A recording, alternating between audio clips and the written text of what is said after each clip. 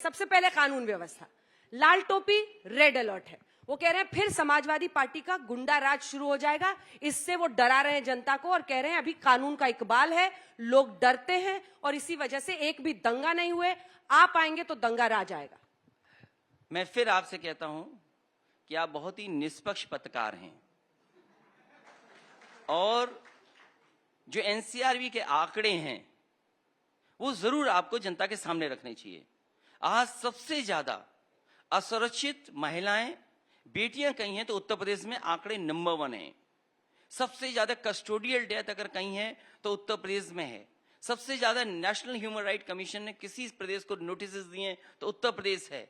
महिलाओं के कमीशन ने अगर सबसे ज्यादा नोटिस किसी को दिए तो वो उत्तर प्रदेश है। क्या उत्तर प्रदेश और देश की जनता भूल जाएगी वो हाथरस की घटना, जहां पर लखनऊ से निर्देश दिए गए हों कि जाओ उस बेटी को घर वालों से न मिलने दो, उसका दाह संस्कार कर दो? क्या हाथरस की घटना उत्तर प्रदेश भूल जाएगा? क्या उन्नाव में जो बेटी के साथ हुआ वो घटना भूल जाएंगे?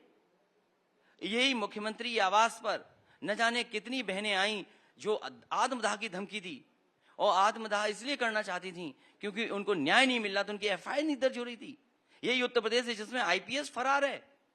क्या कहीं आईपीएस फरार हो सकता है? दंगा ना होना, लेकिन वो अपनी उपलब्धि बताते हैं। मैं फिर कहूंगा आपसे 5 साल में दंगा ना होना। मैं आपसे ये कहता हूं कि एनसीआरबी का आंकड़ा निकालिए और आज ही आप दिखाइए कि सबसे ज्यादा दंगे या कम्युनल लड़ाइयां किस सरकार में हुई हैं।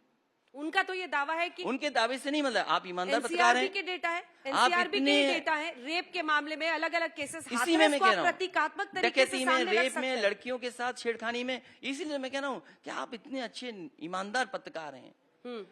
एनसीआरबी का आंकड़ा दिखाइए आप कि आखिरकार प्रदेश कहां पर है, कानून का इकबाल है या नहीं। आपने खुद ही कहा ठोको की नीति वाले, तो वो कहते हैं हम जीरो टॉलरेंस रखते हैं माफिया के खिलाफ। तो जीरो मुख्तार अंसारी का बेटा हो कोई हो, सबके खिलाफ कार्रवाई कर रहे हैं जो नहीं होता था आपके। जीरो टॉलरेंस है, इसीलिए तो कप्तान फरार है और माफिया क्रिकेट खेल रहा है।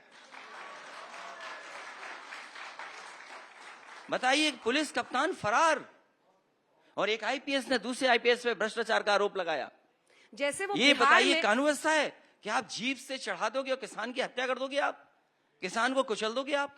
जैसे वो बिहार में जंगल राज पर लालू यादव को घेरते थे, वैसे कह रहे हैं फिर वही राज आएगा। सर एक सेकंड, जब जिप्सी पर आप अलग अलग गाड़ियों में देखेंगे समाजवादी पार्टी का झंडा होगा, टोल को क्रॉस करेंगे, हर जगह वो अपनी गुंडागर्दी दिखाएंगे, वो दौर आ जाएगा। उससे जनता को डरा है। जमाने की बात कर रही हैं आप? कीजिएगा आप नोएडा से चलिए, लखनऊ पहुंच जाएंगे एक्सप्रेस। नोएडा तो आप कभी आते नहीं है। मैं आपसे पूछता हूँ, ईमानदार नेता जी, आपसे नोएडा आप कभी आते नहीं है। बहुत ही ईमानदार आप हैं। मैं आपसे जानना चाहता हूँ, मैं ये जानना चाहता हूँ, आप सबसे ईमानदार पत्रकार हैं। नेता को नोएडा आने से क्या रोकता था? छोड़िए नोएडा, कैसे छोड़ दे? मैं ईमानदार पत्रकार से बात कर रहा हूँ। सिटी है, कभी सुध लेने आ जाते। मैं एक ईमानदार पत्रकार से बात कर रहा हूँ। मैं आपसे पूछना चाहता हूँ, आप देश घूमी हैं, ये देश घूमी है आप? अगर देश में भारतीय जनता पार्टी ने आगरा से लखनऊ सड़क और लखनऊ से लेकर के गाजीपुर तक देश में एक भी सड़क बनाई हो तो बता दें आप। वो तो कह रहे हैं सारे एक्सप्रेसवे वही बना रहे हैं। क्यों झूठ बोल रहे हैं आप भी उनके झूठ के साथ? नहीं, वो तो यही दावा कर रहे हैं ना, उनका तो यही दावा है। कौन सा एक्सप्रेसवे बनाया उन्होंने, आप बताइए मुझे कौन सा? पूर्वांचल एक्सप्रेसवे, जिसका उद्घाटन इतने जोर शोर से प्रधानमंत्री ने किया।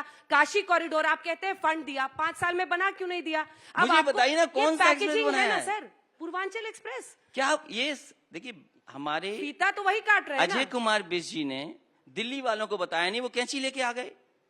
ये उत्तर प्रदेश की समाजवादी सरकार का अलाइनमेंट था। समाजवादी सरकार ने लैंड एक्विजिशन की, समाजवादी पार्टियों में इसी से सवाल जुड़ा हुआ। आपसे सवाल पूछूंगा मैं।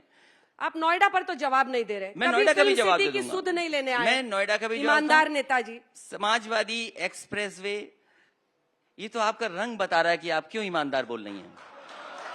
मेरा रंग बता रहा है मतलब? ये रंग ऐसी चीज है, ये लाल रंग ऐसा है कि चेहरे पे बता देता है कि आप ऐसा शब्द क्यों बोल रही हैं। आज तक बहुत पुराना चैनल है, मुझ पर टिप्पणी करने से बेहतर ये होगा कि आप बताएं कि नोएडा आने से ईमानदार नेताजी क्यों भड़कते थे, आप क्यों डरते थे? समाजवादी एक्सप्रेसवे जिसका नाम था, समाजवादी हटा करके पूर्वांचल एक्सप्रेसवे, ठीक है बनाया आपने। समाजवादी सरकार का अलाइनमेंट था, टेंडर पूरा कर दिया था, एलओआई इशू नहीं कर पाए थे क्योंकि चुनाव डिक्लेयर हो गया था। और अगर चुनाव डिक्लेयर नहीं होता और समाजवादी सरकार बन गई होती तो देश की सबसे बेहतरीन कंपनियों को वो काम करने का मौका मिलता।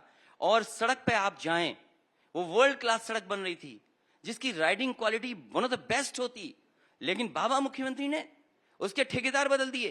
मैं आपसे पूछना चाहता हूं, बाबा मुख्यमंत्री से पूछिए, जो कंपनी भगवान श्री राम का मंदिर बना रही है, उस कंपनी का टेंडर क्यों नहीं कैंसिल किया आपने, क्यों हटा दिया उसको?